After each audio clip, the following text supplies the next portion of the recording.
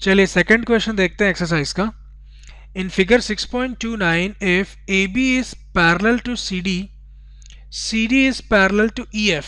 आपको क्या गिवन है, देखिए A B is parallel to C D and C D is parallel to E F. ये जो बीच वाली लाइन दिख रही है आपको सी डी, वो ऊपर वाले लाइन ए बी के साथ भी पैरेलल है और नीचे वाले लाइन ई एफ के साथ भी पैरेलल है, ये आपको गिवन है। तो इतनी इंफॉर्मेशन से आप समझ रहे होंगे अगर ये बीच वाला लाइन ऊपर वाले लाइन के साथ भी पैरेलल है और नीचे वाले लाइन के साथ भी पैरेलल है, तो ये आपस में फर्स्ट और थर्ड लाइन जो है I mean A B and E F, ये भी आपस में कैसे होंगे, एक दूसरे के लिए पैरेलल होंगे।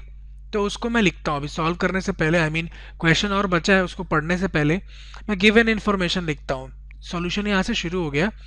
Given that A B is parallel to C D, first and second line, ठीक है, and C D is parallel to E F, second and third line. Therefore, AB is also parallel with EF. AB जो होगा वो EF के साथ भी parallel होगा। और अब आप इस चीज को देखिए, ये एंगल्स पे ध्यान दीजिएगा। AB अगर EF के साथ पैरेलल है तो ये जो एंगल X है और ये एंगल Z है, ये लोग कैसे हैं? ये लोग आपस में अल्टरनेट इंटीरियर एंगल्स हैं for line AB and EF। ये लोग आपस में पैरेलल हैं AB और EF, तो इस वजह से एंगल X जो होगा और एंगल Z, ये लोग कैसे होंगे, इक्वल होंगे, because they are alternate interior angles. तो उस चीज को लिख लेते हैं, therefore X is equal to Z। Why? Reason being they are alternate interior angle. ठीक है, एंगल को सिंबॉलिकली लिखा है मैंने। हमारा पर्पस क्या है, आगे क्वेश्चन में देखते हैं क्या पूछ रहे हैं। And y is to z is 3:7। ये एंगल y और एंगल z का जो रेशियो है वो 3:7 आपको गिवन है। लेकिन हमारा पर्पस क्या है, हमको एंगल x निकालना है। फाइंड एंगल x, ये लिखा देख सकते हैं आप। तो ये जो एंगल है ये x, इसकी वैल्यू निकालनी है हमको। ठीक है, चलिए नाउ AB और CD ये तो पैरेलल है, गिवन ही है क्वेश्चन में, देख सकते हैं आप। Now since AB is parallel to CD, तो एंगल x और एंगल y का नाम क्या होगा? ये लोग इंटीरियर एंगल से on the same side of transversal, देख सकते हैं। ये अगर AB और CD है, इसको मैंने AB लिखा है, और ये एक ट्रांसवर्सल है, तो ये एंगल X और ये एंगल Y, ये दोनों जो है ट्रांसवर्सल के सेम साइड पर है, लेफ्ट साइड पर ही दोनों। तो angles on the same side of transversal, उनका सम जो होता है वो कितना होता है, 180 डिग्री। तो X प्लस Y जो होगा वो कितना होगा, 180 डिग्री। ये सारी चीजों को मैं लिख के आपको समझाता हूं आपको एग्जाम में कैसे लिखना है। X and Y are interior angles on same side of transversal।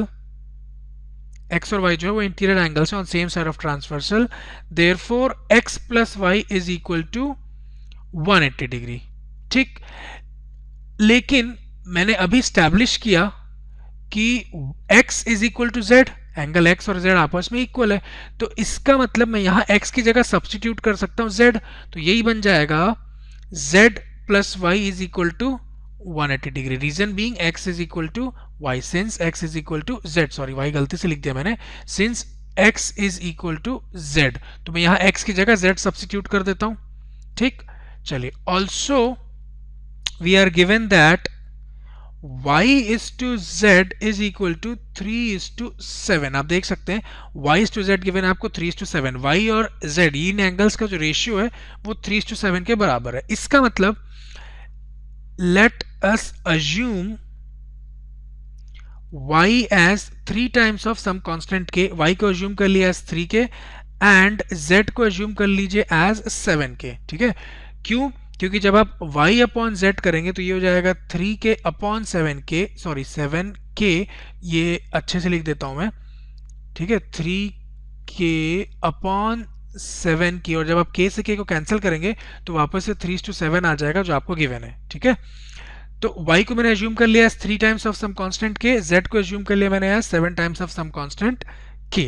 तो अब ये जो है z plus y equal to 180 degree, ये क्या बन जाएगा, z की जगह मैं लिखने वाला हूं 7 times of k plus y की जगह हम लिखेंगे as 3 times of k is equals to 180 degree. Now 7k plus 3k is equal to 10k equals to 180 degree, which gives k as 180 degree upon 10, that is 18 degree. ठीक, तो आपको k पता चल गया है as 18 degree. अब since k मालूम चल गया है तो आपको y और z भी पता चल जाएगा. There since k is equal to 18 degree, therefore y is equal to 3 times of k, that is 3 times of 18 degree, which gives us as 54 degree. Likewise, z is equal to 7 times of k, that is 7 times of 18 degree, which is equal to 126 degree. ठीक, अब हमको तो x निकालना था. अभी y और z पता चला है, लेकिन x किसके बराबर है? z के बराबर. आप देख सकते हैं x is equal to z.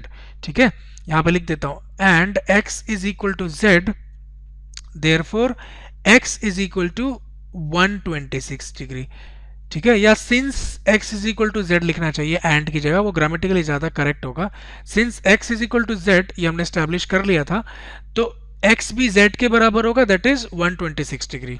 ठीक है, तो आपका फाइनल आंसर क्या होगा? The value of x is 126 degree. So this completes our solution. Let us see the next question of the exercise.